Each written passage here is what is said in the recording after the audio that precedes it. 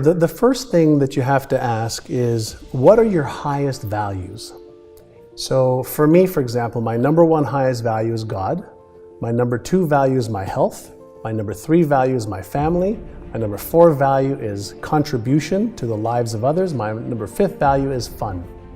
So every day when I wake up, I think about, what am I doing today to connect with God? For me. Yes. Just for me. It doesn't have to be, it's not religious, it's just for me. Then what do I need to do every day to make sure that I'm healthy? What I need to do every day to make sure that my family and my dear close friends who are part of my family, that I have the relationship that's rich. Then contribution. How do I use my passion, my gifts, my stories, my things I've not done well, things I have done well? How do I share that with the world? And in doing that, I feel good. And then I have to have fun. And so if I do those 5 things every day, then at the end of every day, I've had a great day. And if you have a lot of great days, then you end up with a really great life. And that doesn't mean that you don't have ups and downs and things that don't work and trouble that happens and things that come up. But if you keep your focus on what's important, then the rest of the stuff is really inconsequential. And there isn't 100 different things you have to do. There's 2 or 3 things in each one of the areas that's important to you. When you do those every day, you're so far ahead of the curve. Never play a contact sport again. Yeah. I'm laying in bed, in a hospital bed, when I'm told this, and my dad is there. And Bob Shamrock, who I wasn't adopted yet, but he was my dad. Yeah. I was like, I was broken. I'm like, that's not gonna happen. That's not gonna happen. I remember my father said to me, he goes, do you think that God has brought you this far and given you this much success to leave you now? He says, you have a purpose in life. The journey you have traveled means something. What you do at this point is up to you, son. He said, but if you're gonna lay down and pout, if I'm laying in bed with a broken neck, he's being aggressive with me, if you lay down and pout, it is over. Wow. But if you rise to the occasion and use this as a tool, you will succeed.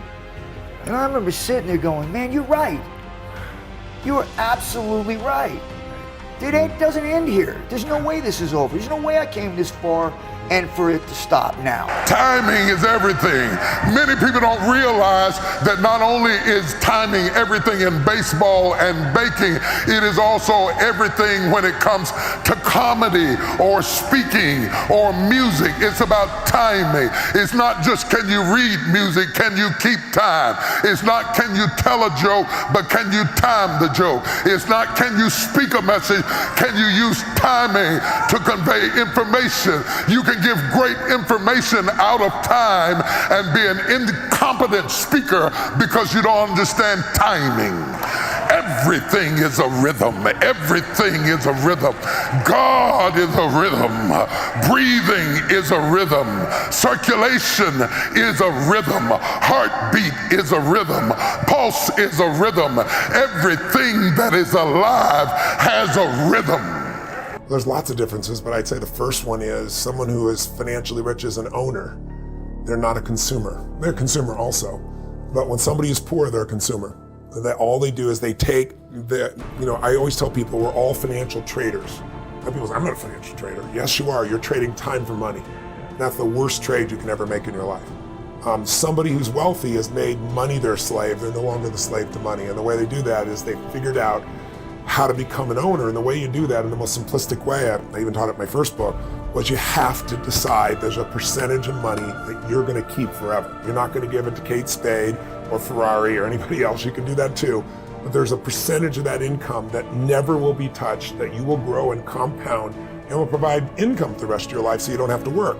Now, when I was growing up, everybody's goal was get rich enough so you never have to work. Now, like all my friends are 15, 18 years my senior. People like Steve Wynn and most of Las Vegas, he's like 74. Warren Buffett's 85. Peter Grubman, one of my dearest friends in the world, owns the Golden State Warriors, the LA Dodgers. We're partners in the LAFC football team in LA. Brilliant guy, 74 years old. And they're all working harder now than they ever were, and they don't have to work. So the goal is make enough money so you don't have to work, and then you'll do what you love and you'll pour your time and energy into it. But you have to make that decision. The first most important decision is, I'm going to become an owner of American business. You don't want to have an Apple phone and not own Apple. And you don't want to just own Apple, because any company can go up and down. You want to own the index. You want to own, a variety with enough diversification. But if you can just shift, and I've taught people who told me they have no money, they can't save. It's really easy once you get momentum. Whenever you find people who are really successful in life, they're people who do what they love to do. They love their work. The great rule for success in life is to find something that you love to do and then find a way to make a living doing it. Now, when you find what you love to do, it'll be something that gives you energy, it motivates you, it enthuses you. It's probably something that you were meant to do from the time you were born. And when you ask self-made millionaires, what sort of work do you do? They'll often say, I've never worked a day in my life. I just do what I like to do. I had a graduate in my course once who came up to me and said, that's interesting. He said, when I was a little boy, I loved to study airplanes. He said, I got airplane books and I had airplane models and I had toy planes and then I got into competitions with remote controlled planes. He said, when I grew up and went to school, I studied aeronautical engineering. He said, today, I'm 35. He said, I own 3 companies. One builds small aircraft. Another one repairs and services small aircraft. Another one is in leasing and chartering small aircraft. He said, I've never worked a day in my life. He said, I've just played with planes since the time I was a kid. So one of the things that you can do is go back to the time when you were young, as a child between the ages of 7 and 14, before you discovered boys or girls, and what is it that you really love to do? And you'll often find that within that is something you're supposed to do as an adult. If you'll stay in faith, at some point, you're going to see what God was doing behind the scenes. Suddenly, things are going to shift in your favor. What happened? You saw what God was up to all those months, even years. You didn't think anything was happening. Behind the scenes, things were coming together. And sometimes it hasn't happened yet because another person involved is not ready. God is working on someone else who's a part of your story. Or when that obstacle wasn't changing, you didn't realize it, but God was using the obstacle to change you. You were growing, getting stronger, developing patience. If He would have removed it sooner, you wouldn't be prepared for where He's taking you. But the Scripture says, don't get weary in well-doing, for in due season you will reap if you faint not. It doesn't say you may reap. There's a good chance you'll reap. God says, if you won't get tired of doing the right thing, if you won't let what you see talk you out of what you know, then your due season is coming.